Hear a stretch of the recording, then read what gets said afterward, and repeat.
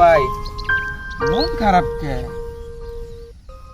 আর কইস না রে ভাই, জীবনটাই তো শেষ, জীবনটাই গেল খালি ভয়ে ভয়ে গেল।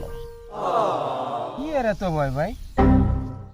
আরে ভাই, জন্মের পর মা বাবার ভয়, ছাত্র জীবনে স্যারের ভয়, কর্মজীবনে অফিসের বসের ভয়, মৃত্যুর পর বিচার হবে সেটারও ভয় আছে রে ভাই।